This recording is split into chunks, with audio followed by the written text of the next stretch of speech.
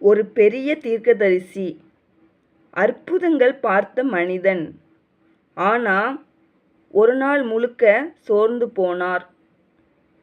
இது போதும் என்று சொல்லும் அளவுக்கு அவர் ஓடினார். அவர் தனியாக இருந்தார். அவர் பேச விரும்பவில்லை.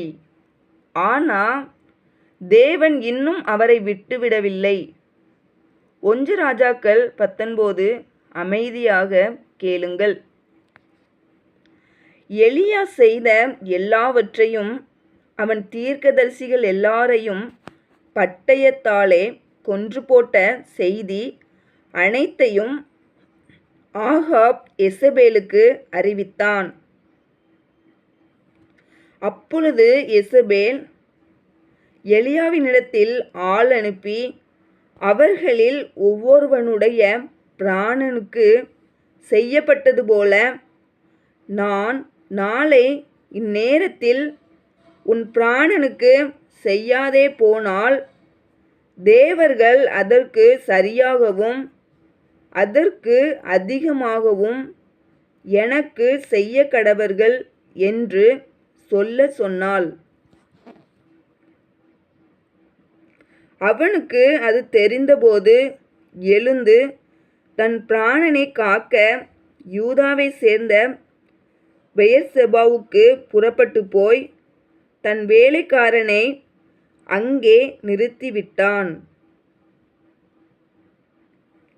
அவன் வனாந்தரத்தில் ஒரு நாள் பிரயாணம் போய்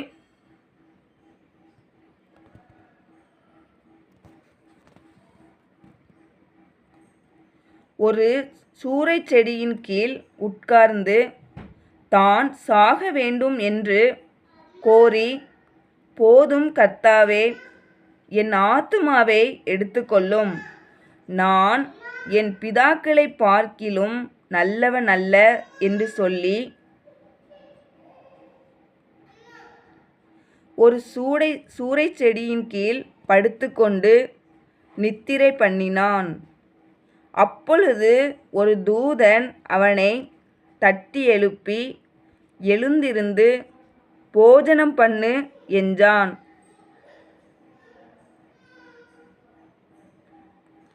அவன் விழித்து பார்க்கிறபோது, இதோ தழலில் சுடப்பட்ட அடையும் ஒரு பாத்திரத்தில் தண்ணீரும் அவன் தலைமாட்டில் இருந்தது. அப்பொழுது அவன் புசித்து குடித்து திரும்ப படுத்து கொண்டான். கர்த்தருடைய தூதன் திரும்ப 2ஆம் தரம் வந்து அவனை தட்டி எழுப்பி, எழுந்திருந்து போஜனம் பண்ணு, நீ பண்ண வேண்டிய பிரயாணம் வெகு தூரம் என்றான்.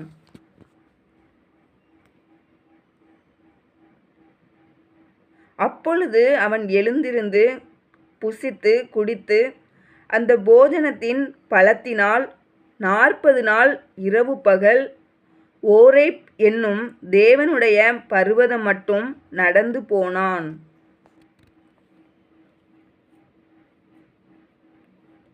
அங்கே அவன் ஒரு கெபிக்குள் போய் தங்கினான். இதோ கர்த்தருடைய வார்த்தை அவனுக்கு உண்டாகி, அவர், எலியாவே, இங்கே உனக்கு என்ன காரியம் என்றார். அதற்கு அவன், சேனைகளின் தேவனாகிய கர்த்தருக்காக வெகு பக்தி வைராக்கியமாயிருந்தேன். இஸ்ரவேல் புத்திரர் உமது உடன்படிக்கையை தள்ளிவிட்டார்கள். உம்முடைய பலிபீடங்களை இடித்து உம்முடைய தீர்க்கதரிசிகளை பட்டயத்தினால் கொன்று போட்டார்கள். நான் ஒருவன் மாத்திரம் மீதியாயிருக்கிறேன். என் பிராணனையும் வாங்க தேடுகிறார்கள் என்றான். அப்பொழுது அவர், நீ வெளியே வந்து கர்த்தருக்கு முன்பாக பர்வதத்தில் நில் என்றார். அப்பொழுது இதோ கர்த்தர் கடந்து போனார். கர்த்தருக்கு முன்பாக பர்வதங்களை பிளக்கிறதும் கன்மலைகளை உடைக்கிறதுமான பலத்த பெருங்காற்று உண்டாயிற்று. ஆனாலும் அந்த காற்றிலே கர்த்தர் இருக்கவில்லை. காற்றிற்குப் பின் பூமி அதிர்ச்சி உண்டாயிற்று. பூமி அதிர்ச்சியிலும் கர்த்தர் இருக்கவில்லை. பூமி அதிர்ச்சிக்குப் பின் அக்கினி உண்டாயிற்று. அக்கினியிலும் கர்த்தர் இருக்கவில்லை. அக்கினிக்குப் பின் அமர்ந்த மெல்லிய சத்தம் உண்டாயிற்று.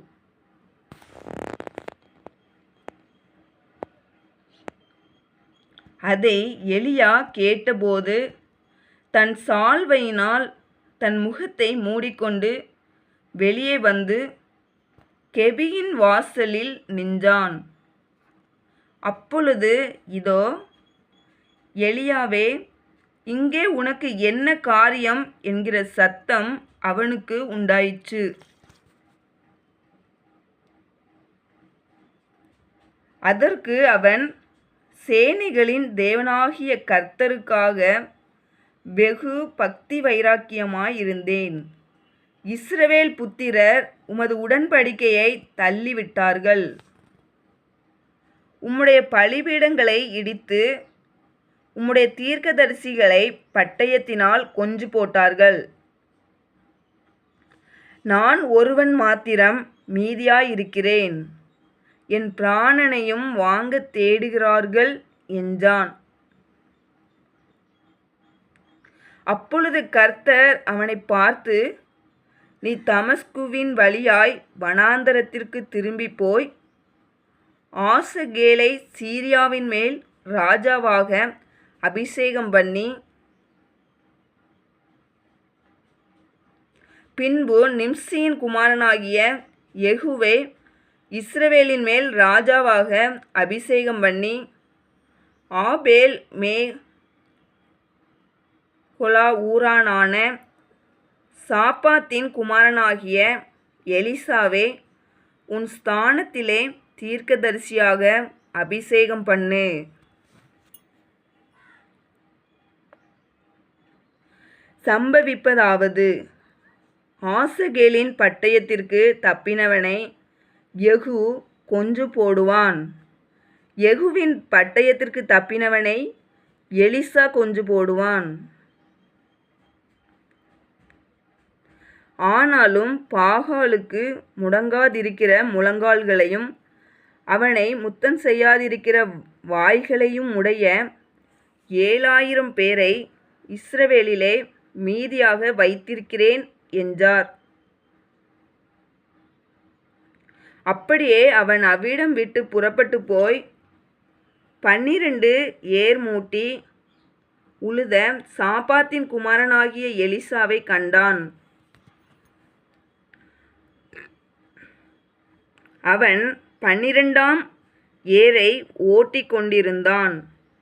எலியா அவன் இருக்கும் இடம் மட்டும் போய் அவன் மேல் தன் சால்வையை போட்டான். அப்பொழுது அவன் மாடுகளை விட்டு எலியாவின் பிறகே ஓடி, நான் என் தகப்பனையும் என் தாயையும் முத்தம் செய்ய உத்தரவு கொடும். அதற்கு பின் உம்மை பின்தொடர்வேன் என்றான். அதற்கு அவன், போய் திரும்பி வா, நான் உனக்கு செய்ததை நினைத்துக்கொள் என்றான். அப்பொழுது அவன் இவனை விட்டு போய் ஓர் ஏர் மாடுகளை பிடித்து அடித்து ஏரின் மரமுட்டுகளால் அவைகளின் இறைச்சியை சமைத்து ஜனங்களுக்கு கொடுத்தான். அவர்கள் சாப்பிட்ட பிற்பாடு அவன் எழுந்து எலியாவுக்கு பின் சென்று அவனுக்கு ஊழியம் செய்தான்.